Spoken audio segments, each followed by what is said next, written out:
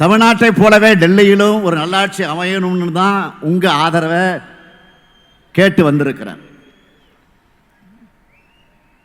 India என்ற அழகிய நாட்டை அழித்து விடாமல் தடுக்க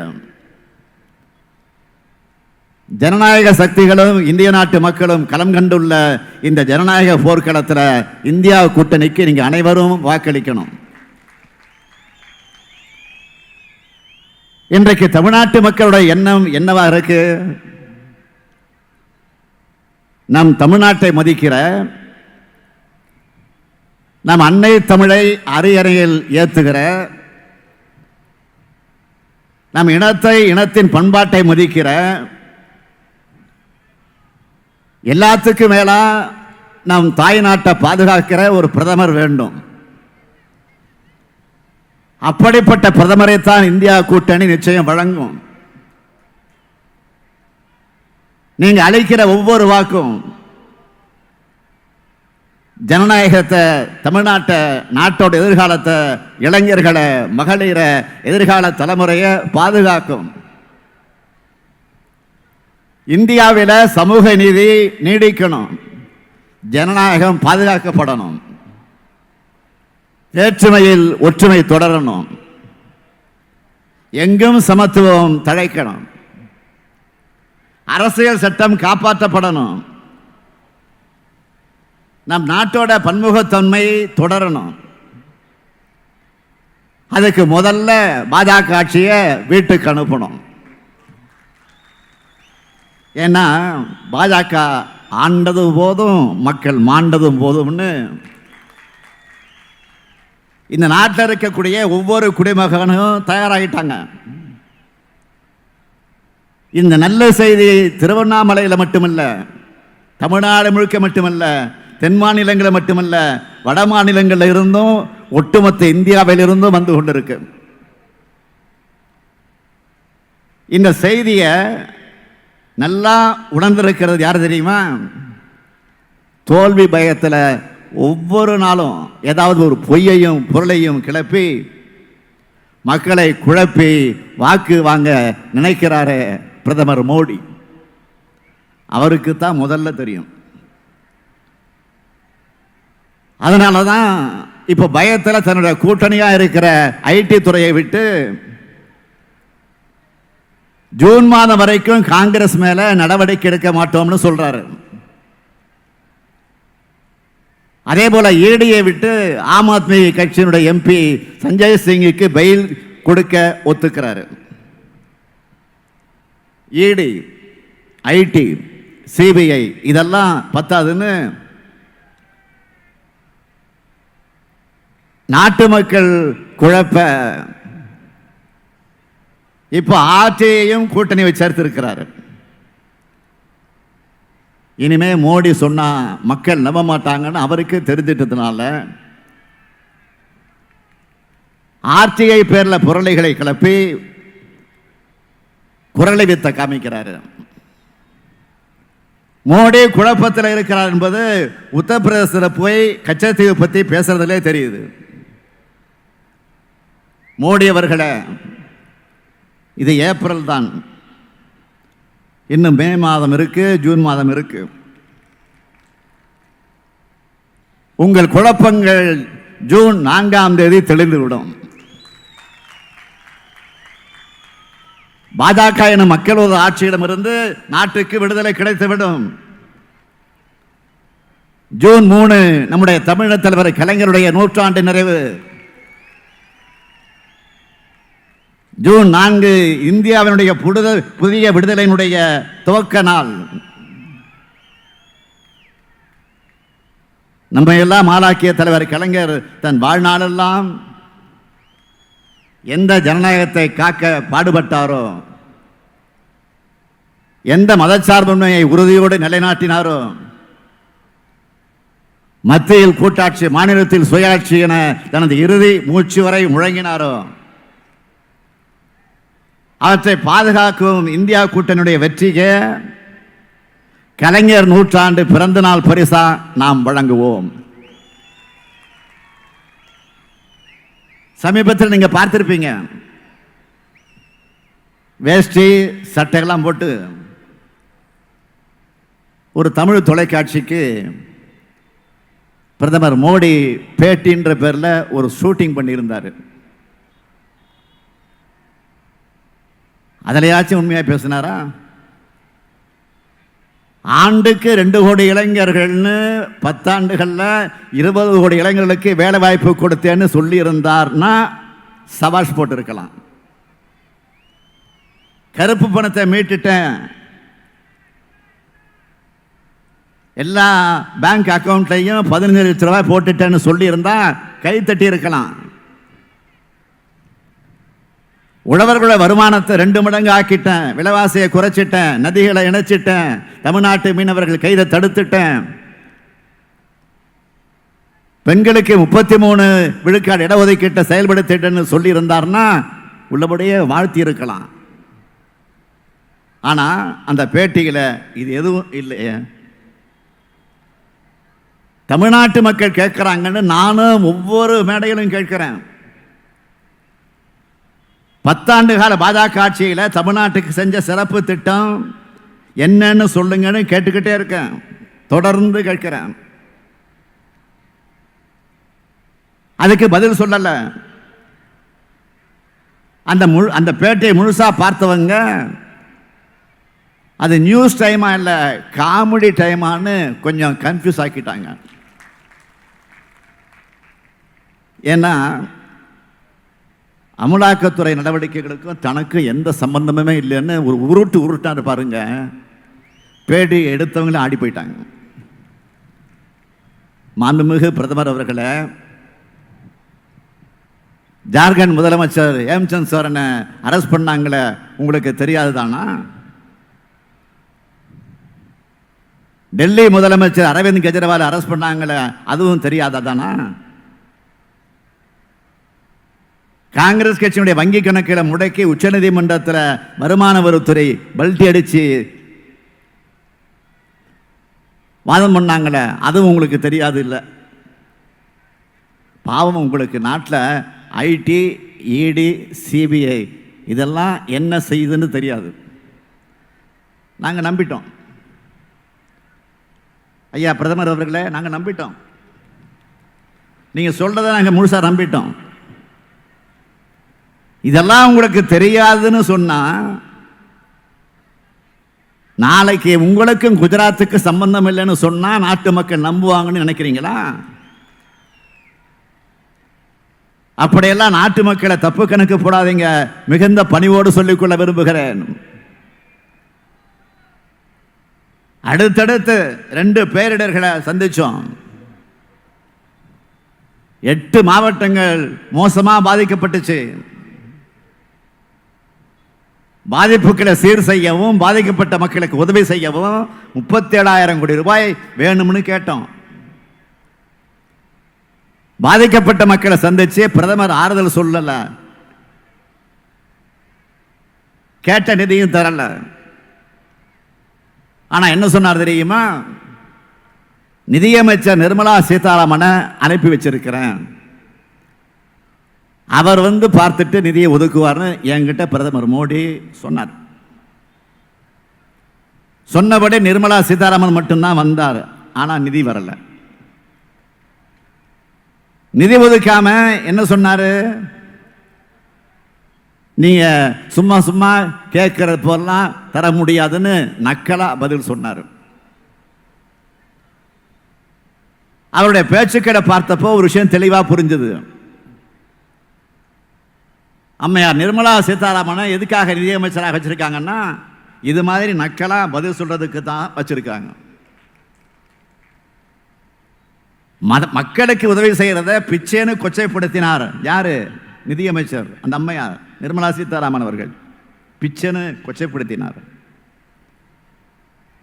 ஆணவ சிந்தனை கொண்டவங்க நேற்று ஒரு பேட்டி கொடுத்திருக்கிறாங்க. அதில் 5,000 கோடியே கொடுத்துட்டோம், அதுக்கு கணக்கு கொடுங்கன்னு ஏதோ கந்து வட்டிக்கார மாதிரி பேசியிருக்காங்க. அது முதல்ல ஒன்றிய அரசு கொடுத்த நிதின்னு அவரால் சொல்ல முடியுமா? சொல்ல முடியாது. ஏன்னா அது வெளிநாட்டு வங்கிகள் தமிழ்நாட்டுக்கு கொடுத்த கடன். அந்த கடனையும் தமிழ்நாடு அரசு தான் திரும்ப கட்ட போகுது. மக்களுக்கு புரியணும்னு கொஞ்சம் விளக்கி சொல்றேன். பொதுவா ஏடிபி, KFW மாதிரியான வெளிநாட்டு நிதி அமைப்புகள்ல தமிழ்நாடு அரசு கடன் வாங்கினா அந்த பணம் முதல்ல ஒன்றிய அரசோட கணக்குக்கு வந்து தான் மாநில அரசுக்கு டிரான்ஸ்ஃபர் ஆகும். அப்படி மாநில அரசு வாங்கின கடன் எப்படி ஒன்றிய அரசோட நிதியாகும்? அப்படி வந்த பணத்தை ஒன்றிய அரசு கொடுத்ததாக சொல்றது எப்படி நியாயம்? பொய் சொன்னாலும் பொருந்து சொல்லுங்க அம்மையார் நிர்மலா சீதாராமன் அவர்களே. ஊரை ஏமாற்ற திருக்குறள் சொல்லாம உளமாற ஒரு திருக்குறளை படிங்க. தன் நெஞ்சறிவது பொய்யற்க பொய்த்தபின் தன் நெஞ்சே தன்னை சுடும்.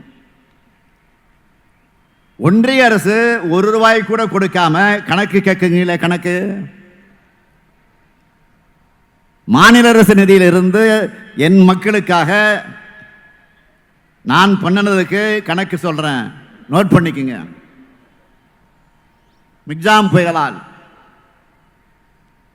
சென்னை மற்றும் 3 சுற்றுப்புற மாவட்டங்களில் ஏற்பட்ட பாதிப்புக்கு 10 அரசாணைகள் வெளியிட்டு 2476 கோடி ரூபாய்க்கு மேல மாநில அரசே நிவாரண உதவிகளை செஞ்சிருக்கு. மிக்ஜாம் புயலுக்கு ஒன்றிய அரசு நிதி எதுவும் கொடுக்கல. டெல்டா மாவட்டங்கள் ஏற்பட்ட பாதிப்புக்கு ஒன்றிய அரசு நிதி கொடுக்கல. ராமநாதபுரம் மாவட்டத்தை வறட்சிக்கு ஒன்றிய அரசு நிதி கொடுக்கல. இது எல்லாத்துக்குமே மாநில அரசு நிதியை தான் கொடுத்தோம். எதுக்குமே நிதி கொடுக்காம பிரதமர் மோடி மாதிரியே நிர்மலா சீதாராமனும் வாயாலேயே வடை சுடுறோம். மாண்புமிகு நிர்மலா சீதாராமன் அவர்களே, ஓட்டு கணக்கு போட்டு பொய்கள் அள்ளி வீசினா மக்கள் ஏமாந்துடுவாங்கன்னு மனக்கணக்கு போடாதீங்க. நாள் கணக்கில் தான் உங்க ஆட்சி இருக்கு. ஆணவத்தில் தப்பு கணக்கு போடாதீங்க. நான் மறுபடியும் தெளிவா சொல்றேன், நாங்க கேட்கிற நிதி NDRF என்ற தேசிய பேரிடர் நிதியிலிருந்து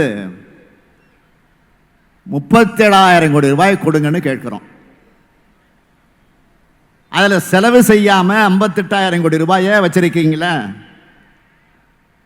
அந்த நிதியை பாதிக்கப்பட்ட மக்களுக்கு கொடுக்கணும்னு தான் கேட்கிறோம்.